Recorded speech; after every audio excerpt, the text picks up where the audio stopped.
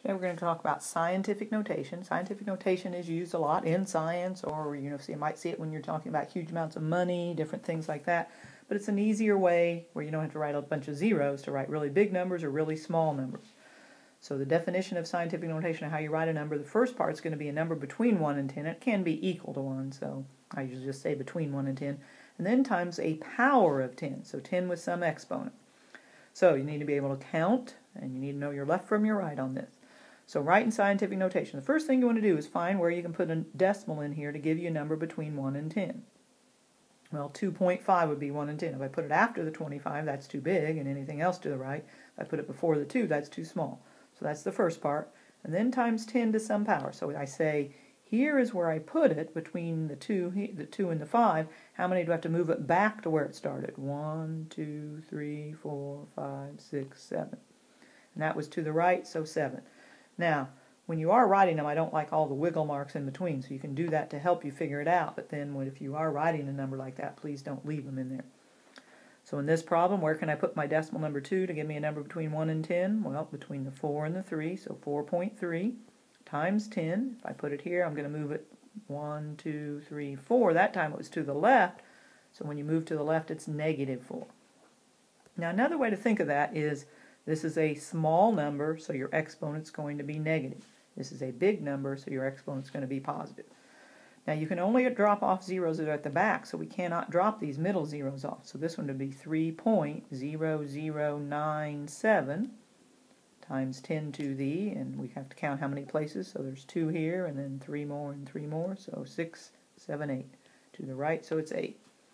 Here you'd put it at the back of the 2, you don't have to write it there, but that's where it goes, times 10 to the, and here it was, so you're going to move it 3 places, negative 3.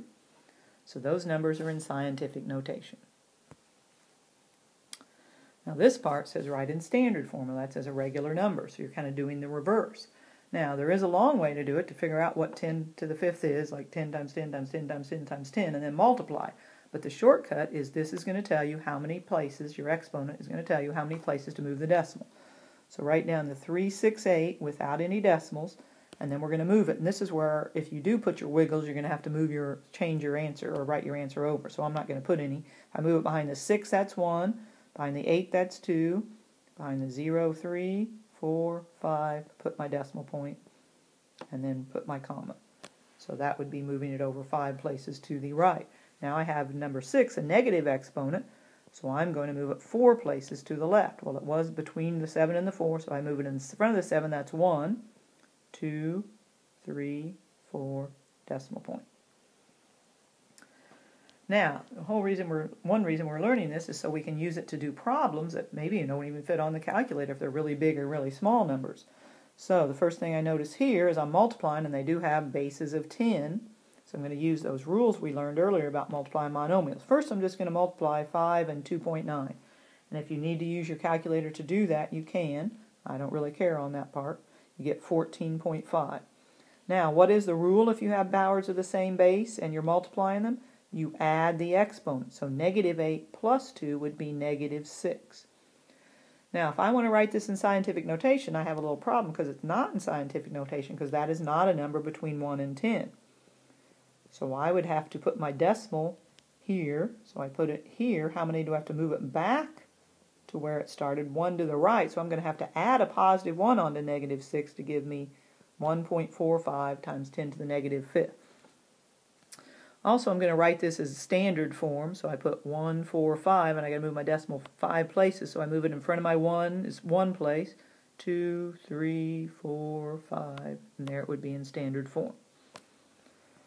Remember, this fraction bar means divide, so I'm going to take my calculator and divide the numbers, and if I do that, I get 0.245 times 10 to the, what's the rule when you're dividing powers of the same base? You subtract the exponents.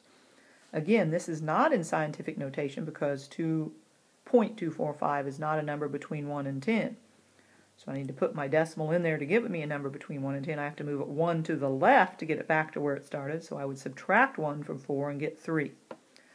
To write this in standard form, I got to move my decimal 3 over, so it was between the 2 and 4. So behind the 4 would be 1, behind the 5 would be 2, and there would be 3. So 2,450.